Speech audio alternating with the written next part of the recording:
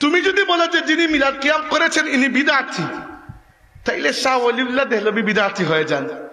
আর বিদআতির কাছ থেকে হাদিস আনা যায় না, তাইলে তোমার পুরো সনদই দুর্বল হয়ে পড়ে।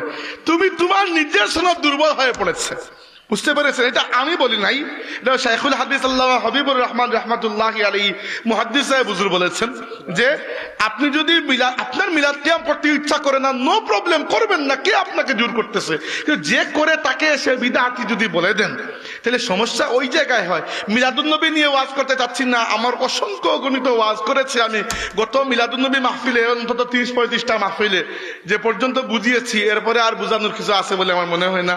আর নাইলে ইন্টারনেটে সার্চ দিয়ে আমার নাম লিখেই আপনারা দেখতে পারবেন। মিলাদুন্নবী সম্পর্কে মাহফিল অনেক জায়গায় বলেছি, এই তো আমাদের ওই ভাই এসেছিলেন ইকরা টিভির ভাই, উনার চ্যানেলে গিয়ে তো দেখতে পারবেন। যে মিলাদ শরীফ নিয়ে ওয়াজ করা কিছু নেই, অনেক করেছি ভাই। এরপরে যদি কেউ না বুঝে আমার কিছু, একটা জায়েজ বিষয়, মিলাদ শরীফ পড়া তো আর ফরজ কাজ নয়, একটা জায়েজ বিষয় নিয়ে এর থেকে বেশি দলিল আর কি দেবো আমি, মাকে বলেন?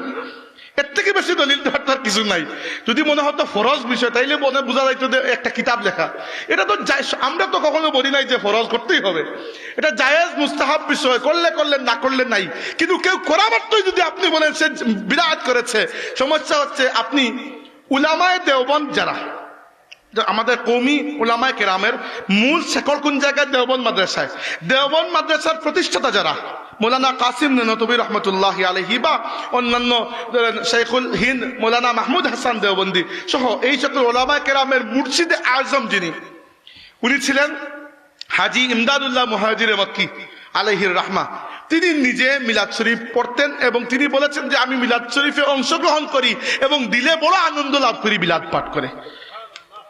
তো আপনি যদি বলেন বিদআতি, তো আপনার মুর্শিদ বিদআতি হয়ে যান, আপনিও তো বিদআতি। এগুলা নিয়ে একটু বাড়াবাড়ির তো দরকার নাই। আমি বলছি না যে আপনাকে পড়তেই হবে, না পড়লেন নাই, গান শেষ পাঠটি।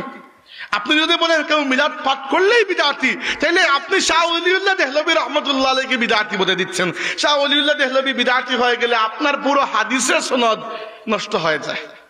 আর বিশ্বাস করে, হাদিসের সনদ, কিরাতের সনদ ইউটিউব থেকে লাভ করা যায় না। যে আপনি ইউটিউবে একটা হাদিস পড়লেন আর আপনি পড়ে নিজের নামের সাথে শাইখুল হাদিস ফিল আসর লাগিয়ে দিলেন, না না না না, এটা এরকম সহজ না। একজন একবার ইউটিউব থেকে কিরাত শিখেছে, সে জানে না এটা যে কিরাতের বিভিন্ন রিওয়ায়াত রয়েছে। 7টা বা 10টা কিরাতে কুরআন শরীফ তিলাওয়াত করা যায়, প্রত্যেকটি সনদ গিয়ে আল্লাহর নবী পর্যন্ত পৌঁছেছে, এটা ঠিক।